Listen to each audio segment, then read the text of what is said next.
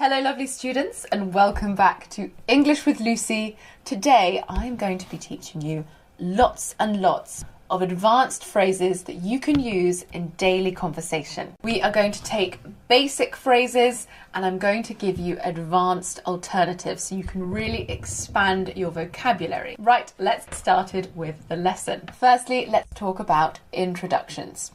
Imagine you're in a business meeting and you want to introduce your colleague to someone you know. A simple way to do this is to say, "This is my colleague Sarah." It's fine, it's just a little bit plain and boring. We have some better alternatives. You could also say, "Have you met Sarah? We work together." Or, "Have you been introduced to Sarah?" If you want to introduce yourself to someone, a simple way to say this is, "Hello, I'm Lucy." Obviously, you would insert your own name. This is fine, but of course, there are some other ways to say this. You could say, "I don't think we've been introduced," or "I don't think we've met. I'm Lucy." Finally, let's imagine that you notice that the person you're talking to doesn't know many people. Luckily, you do know some people. So you could offer, "Do you need any introductions? Do you need to be introduced to anyone?" Let's move on to alternative ways of saying "it's nice to meet you." When you meet someone for the first time, it's polite to say "it's nice to meet you" or just "nice to meet you." An alternative way to say this is "it's a pleasure to meet you." It's a pleasure to meet you. There's something I really like about the word pleasure. I think it's the zh sound, pleasure. This is quite a formal phrase. You might want to use it in a work environment. We also have a less formal version, which is "glad to meet you." I'm glad to meet you. Glad means happy, pleased. Finally, a really good alternative to use with someone that you have spoken to via email or over the phone or via Zoom. It's great to finally meet you in person. It's great to finally meet you in person. I feel like I know you already because we've spoken so much via email. It means that you're happy to see them face to face and not just through a telephone line or a computer screen. Let's move on to another vital part of conversation. How are you? How are you? One of the most overused questions in my opinion. How are you is suitable for all occasions. You can use it with your CEO, with your boss, with your colleagues, with your friends and family. But if you're in less formal situations, then you might want to say something informal like, "How's it going?" Or "How's everything with you?" You could also say, "What's going on?" or "What have you been up to?" That's a really common question. What have you been up to is what have you been doing lately? Both of these questions invite the person you're speaking to update you on what they've been doing since you last saw them. Finally, you could ask, "How's life?" or "How's life treating you?" That's very informal. I like that one. Okay, we have some great options for "How are you?" but what about the response? "I'm fine, thanks" is just a little bit boring. If you are also getting bored of repeating the same phrase over and over again, I have some alternatives. Ticking along. I'm ticking along. This means, yeah, still going. Another really popular one is "can't complain." Nothing's going wrong. I can't complain. We also have "same old, same old." These are all ways of saying that things aren't great, but they're okay. I'm fine. I'm okay. They're very neutral answers to "how are you?" If you want to give a really positive answer, if you're having a really great day, then you could say something like, "I couldn't be better. I couldn't be better." Or on the opposite hand, if you're having a terrible time, you could say, "Could be better. I could be better. I'm not doing that well, thank you." Remember that English speakers don't often give honest answers when they're asked, "How are you?" So their house could have burnt down the night before and they'll still say something like, "Could be better." Yeah, could be better. Let's move on to the next question. Where do you work? When you're getting to know someone, a really common question is, where do you work? There are other ways of saying this. A really common one in British English is, what do you do? What do you do? That's shortened down from what do you do for a living. If you know someone quite well and you know that they've recently changed jobs, or they might change jobs quite often, you could ask a question such as, where are you working right now? Or what are you doing for work at the moment? Or even, did you end up getting that promotion? Or did you end up getting that job? You'd only ask that if they'd already mentioned that they were in the running for a new job. Another really common question is, where are you from? Where are you from? And we have some alternate ways of saying that. If you want to make it sound more natural, you could say, whereabouts are you from? That's kind of the rough area. Whereabouts are you from? If you're wondering if someone's from the same area that you're in right now, you could say something like, are you local? Are you from around this local area? Are you from around here? Or a really informal one, are you from this neck of the woods? Neck of the woods means local area. Common British slang. You can use the idiom neck of the woods in lots of different questions, like, how's the weather in your neck of the woods, in your local area?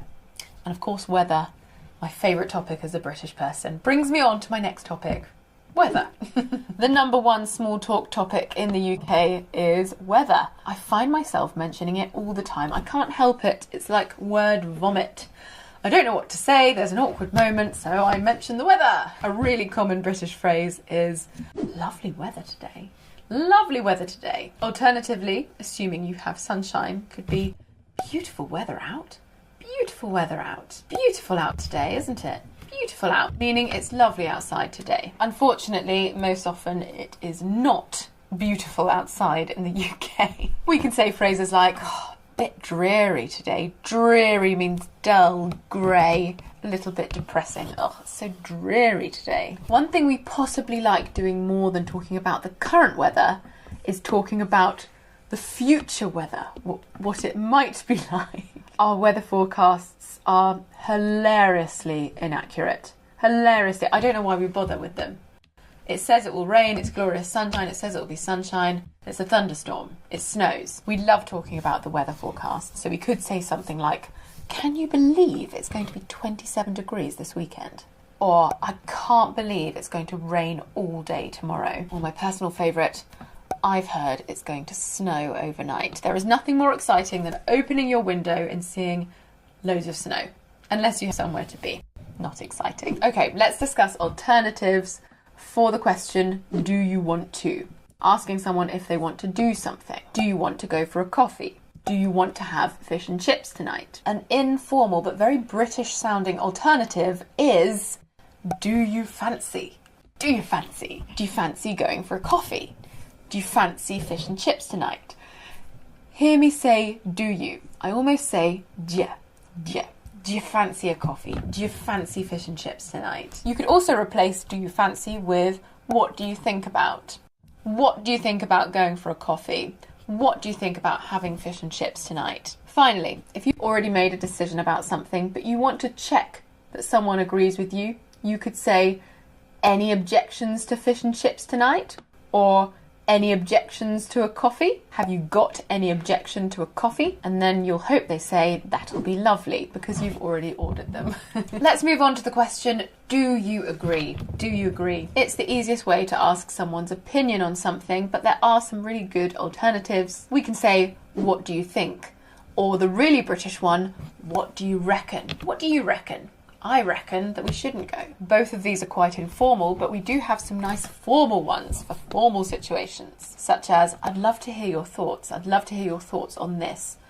Or, I'm interested to know what you think about this idea. What about changing the topic? It's often one of the most awkward things that we have to do, second to ending a conversation, which we'll talk about later. Instead of saying, can I change the topic? Or can we talk about something else? We could say something like, I wanted to ask you about X. I wanted to ask you about the new cafe in town. Another really good one is speaking of. Speaking of. If the other person mentions something that we could use to change the topic, we could say, speaking of that, what about this? Speaking of lunch, have you tried the new cafe in town? Another option, that reminds me. That reminds me, how's Julie? You can also use the phrase, before I forget.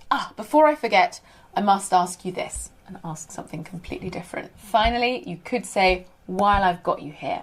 While I've got you here, I want to ask you about a new project. You'll often hear that phrase used in business contexts. The final conversation phrase is goodbye. We have some really good alternatives for this word. One of the most common alternatives is see you later. If we're saying this informally, we can shorten it to see ya.